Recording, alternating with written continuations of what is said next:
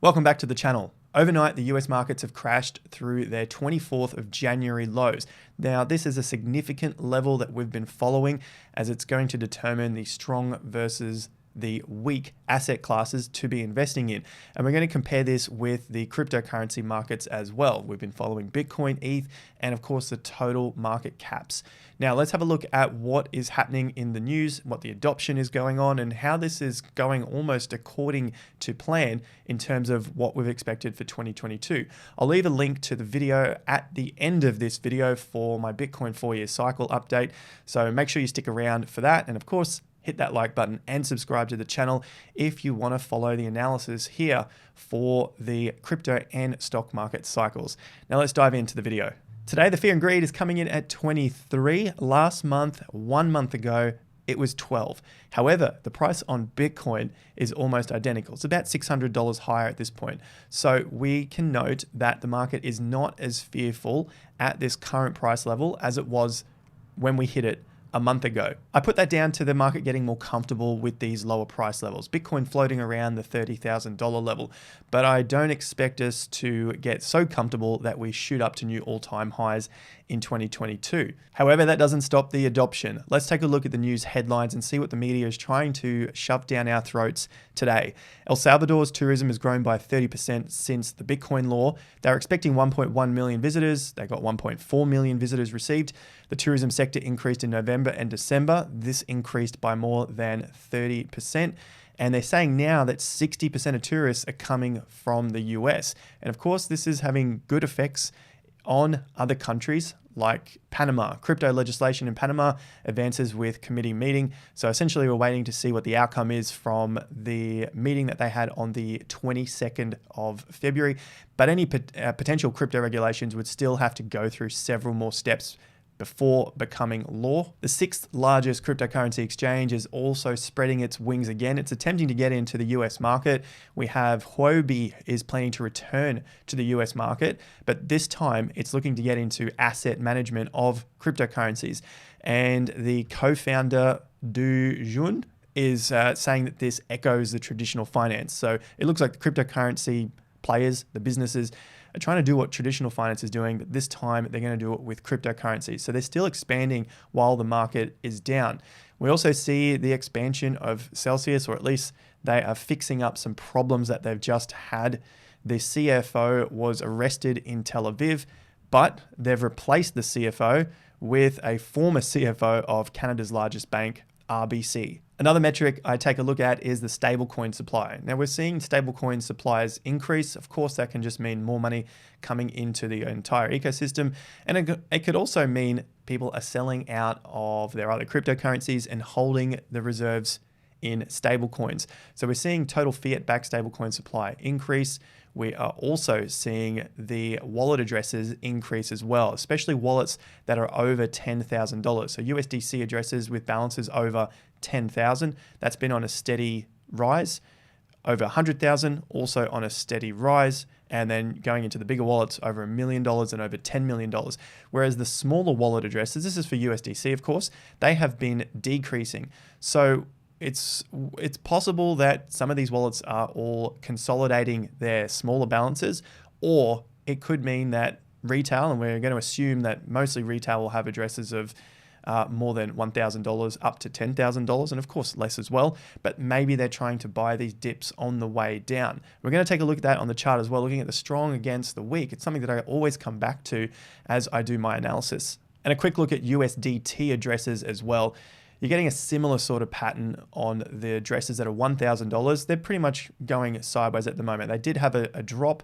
They had a little increase and they're just starting to tick up again. However, the $10,000 addresses have been on the way up since the July bottom, and now they've really started to take a sharp increase since the lows that came in January. The key target area I am watching for is this 24th of January. That's because it was a major low in the stock markets and also major cryptocurrencies. So Bitcoin had a low at about $33,000 on the 24th, but you can see we're still above that low. So this is a critical support level. If we take a look at Ethereum, Ethereum's also above this support level, and it's also above major 50% level as well. So there's still some good strength in ETH and Bitcoin being the biggest cryptocurrencies out there. But ETH, the downtrend, it's still getting rejected, whereas Bitcoin, it has passed that downtrend. It's just holding above it at the moment. Now, if we turn our attention to some of the larger caps in cryptocurrency, this is what's dragging the total market capitalizations down.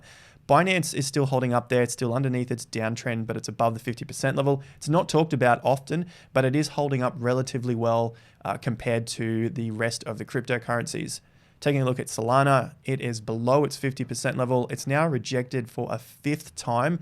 I was hoping that this would at least break through and stop the downtrend. It's still got some more time to go before it breaks through $80. So provided we hold up as support here, that could be the attempt that Solana needs to at least break the downtrend and hold some more market capitalization, hold some more money in the total market capitalizations, as Solana is one of the biggest out there.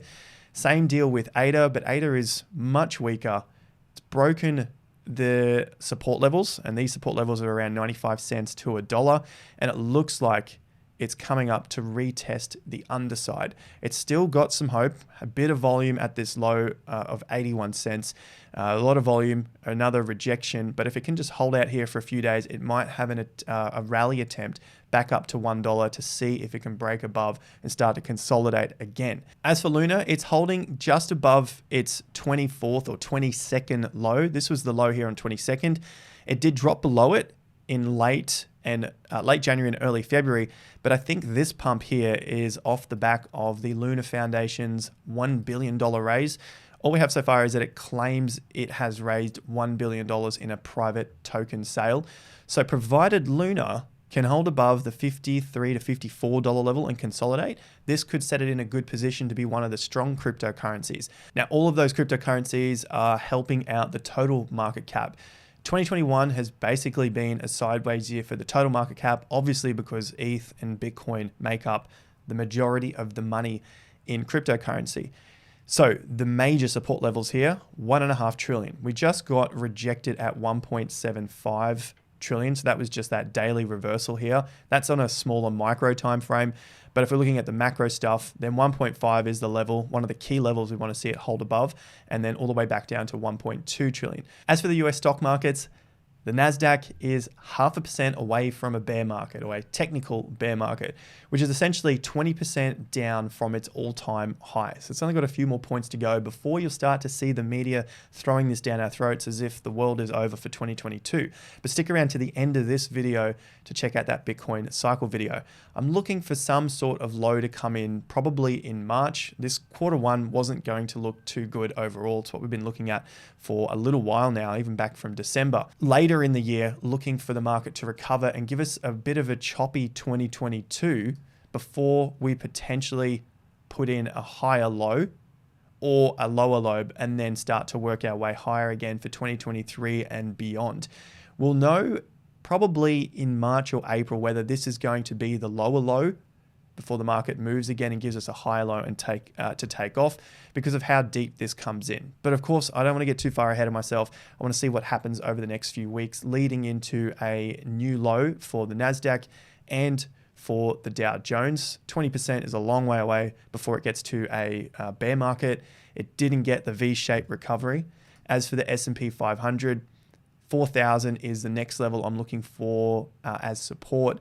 And it also just touched a couple of points lower than its 24th of January low. So US stock markets, the news is going to be bad, at least while we are below that low, until the market figures out that this isn't the end of the world, probably bounce back from that, put in another low, and then 2022 is going to be that churny year. But this is the opportunity, is stuff that I've been looking at and the way I'm playing the market moving forward. When I first started out investing 15 years ago, I wanted to get in when everything else was hot and fun and everyone else is excited. Now I get excited when these markets go down and I'm able to get a bit of an idea of where these lows might come in. I'm not trying to time the market exactly. I just want to take a good chunk out of the middle and not get swept up in the emotions as the markets take off. So if you can stick it out this year while the markets are crashing and fearful and you have your plan set set up, I think this is going to be one of the best opportunities if you missed out on 2020. So make sure you're following along here on the channel. Stick around for the video at the end. Like and subscribe. Patreon link is in the top of the description if you want to learn more about trading and investing. And until next time, have more fun to get more done.